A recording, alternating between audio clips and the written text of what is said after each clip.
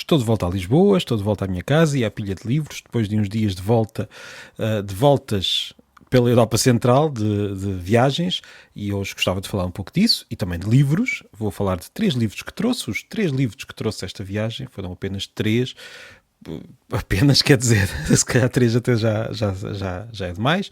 Eu já comecei a ler um deles, já digo qual. Mas pronto, eu estive em Zagreb para falar sobre a língua portuguesa com os alunos e professores de português. Foram conversas muito interessantes, não só na própria conferência, e não estou a dizer que a minha conversa foi interessante, estou a dizer que aquilo que me disseram foi muito interessante. Conversei muito com professores de português, incluindo sobre tradução, por exemplo, sobre o prescritivismo linguístico, esta ideia de que há uma forma ideal da língua, uma ideia que tem algumas consequências muito negativas para a maneira como nós vivemos com a língua, e pelos vistos o problema também é muito real na Croácia. Estive a conversar com especialistas sobre essa matéria e pronto, e passei por Zagreb, eu e a Zélia foi comigo também.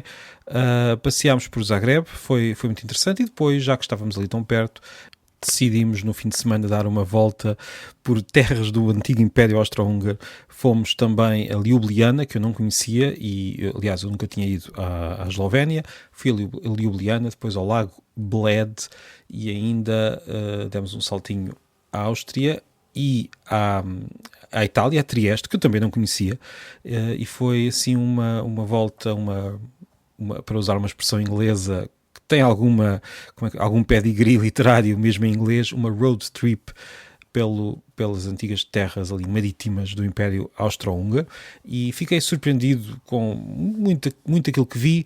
O Lago Bled surpreendeu-me precisamente por ser aquilo que está nas fotografias turísticas. Nós estamos ali numa zona que no fundo tem ainda a aura da Grand Tour, da invenção do turismo nos séculos, portanto, no século XVIII e XIX, e aquele lago tem esta característica: parece mesmo aquilo que se vê nas fotos, mas em melhor, para dizer a verdade.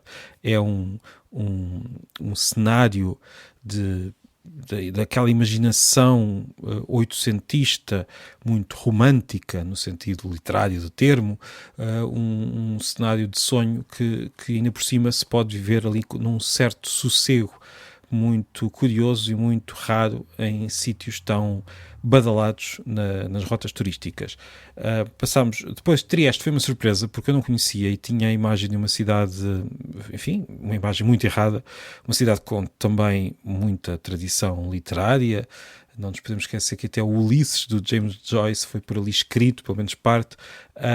Uma grande tradição literária, também um encontro de muitos impérios e países e línguas, mas tinha a ideia de ser uma cidade muito mais escura, industrial, um porto gigantesco, e sendo isso tudo também, foi uma grande surpresa perceber que é uma cidade linda ali nas costas do Adriático. Fiquei agradavelmente surpreendido com Trieste. Aquela zona que estive ali à volta tem também uma curiosidade. É uma zona onde se encontram as 3 grandes famílias linguísticas europeias. Não são as únicas famílias, mas são as 3 mais faladas. Estou a falar das línguas eslavas, ali representadas pelo croata e pelo esloveno.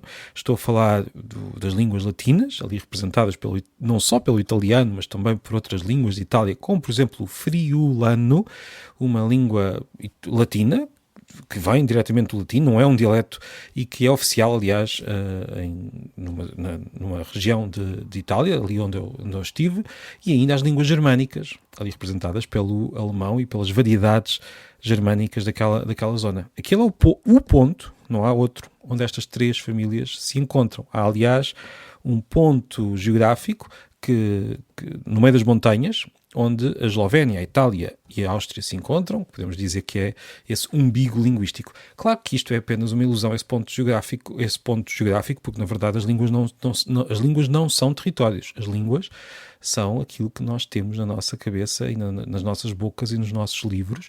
E em toda aquela zona por onde eu estive a passear, as línguas, estas 3 famílias misturam-se, e não só estas 3 famílias. Também o húngaro que é uma língua não indo-europeia, portanto uma família muito diferente destas três, que são três famílias indo-europeias. Também o grego, também por ali andaram línguas desaparecidas como o dálmata, que penso que já falei há uns episódios, se bem me lembro, isto são tantos que não lembro de tudo, e muitas outras. Em qualquer porto do Mediterrâneo, as línguas aparecem, misturam-se e tornam cada uma das cidades uma mistura particular e única, e foi isso que senti em Trieste, toda aquela palimpseste de línguas e de culturas e de histórias que nós só podemos entrever quase nada quando estamos ali a passear naquelas ruas de grande animação. Senti um grande contraste entre, por exemplo, as ruas de Ljubljana, com uma grande calma, e as ruas de Trieste, com uma agitação que nos deixava em pulgas para conhecer mais a cidade. Embora Ljubljana também tivesse essa característica.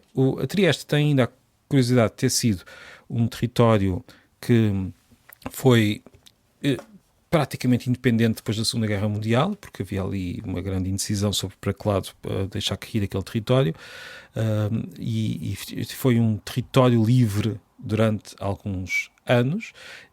Depois acabou por ficar uma parte para a Itália e outra parte para a antiga Jugoslávia, essa que estará hoje na Eslovénia e na Croácia, mas vi numa rua um grande cartaz a pedir ao Reino Unido e aos Estados Unidos que recuperassem, que exigissem de novo a criação do Estado Livre de Trieste, e percebi depois também ao folhear um dos livros que comprei que há muitos movimentos entre estes, uns são mais localistas, outros são muito italianos, claro, outros são mais de criar novamente um território que dê, como é que eu dizer, que seja justo para uma cidade tão internacional como aquela.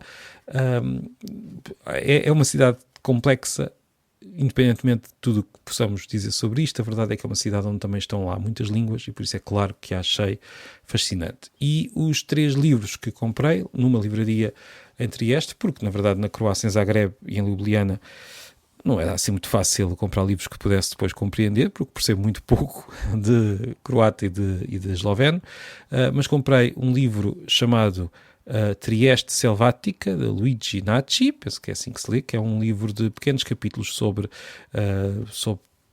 os ventos de Trieste, os castelos de Trieste, as loucuras de Trieste, um livro que me parece escrito no que eu posso compreender do italiano, numa voz divertida, mas também bastante bem escrito. É um livro bastante bem escrito e com muita coisa que nos leva a querer ler mais e a viver um pouco mais. É daquelas cidades que eu fiquei com aquela sensação de que quero mesmo lá voltar e conhecer muito melhor. Depois comprei também Trieste, não sei como é que isto se lê em inglês, agora com o italiano na cabeça, Trieste and the Meaning of Nowhere, da Jan Morris, grande escritora de livros de viagem, e este foi aquele que comecei a ler. O outro fui lendo aqui e ali, e este comecei a ler, e estou ainda no início. A viagem foi longa e agitada, e no avião acabei por ter pouco tempo para ler, porque estava cansado, mas já comecei a ler um pouco. E depois encontrei por lá também um outro livro, um livro chamado Gramamanti, de Vera Geno, um livro que no fundo parece-me ser um livro que corresponde a muitos dos livros que eu também fui escrever nos últimos anos, mas em italiano, sobre os enganos e desenganos à volta da língua, da forma como a língua é mais do que nós pensamos. E como muitas ideias que nós temos sobre as línguas não são assim tão corretas, temos uma visão muito frágil das línguas, como se elas estivessem sempre a partir, e há muito a saber sobre as línguas, mesmo muito, e este livro é sobre o italiano, mas também é sobre a linguagem humana, e fiquei com vontade de o ler, e já comecei por aqui a folhear, encontrei já coisas que me deixaram com um sorriso na boca. E pronto, nós já falámos, e se calhar vamos voltar a isto ainda esta semana, de como as cidades se podem ler, como as cidades se podem ler quase como um livro. E eu recebi um comentário muito bom sobre este tema, que gostava de reservar para um novo episódio, e é isso que vou tentar fazer. Mas, seja como for, ao comprar livros numa cidade, ou ao ler livros numa cidade, parece que esses livros se tornam parte dessa nossa memória, dessa mesma cidade e dessa viagem. E eu sei que, mesmo que não os leia já de seguida, quando daqui a uns tempos folhear estes livros, vou lembrar-me desta viagem que fiz, para falar sobre a língua portuguesa, mas que depois deu para fazer uma pequena viagem pela estrada fora com a Zélia e com a minha mulher pelas velhas terras do Império Austro-Húngaro. É daqueles dias que certamente não me vou esquecer por muitos e muitos anos, e eu quis partilhar um pouco disso convosco. E agora voltámos a Lisboa, voltámos à Pilha de Livros normal, e amanhã cá estarei de novo para falar de livros, de línguas e de tudo mais. Obrigado e até breve.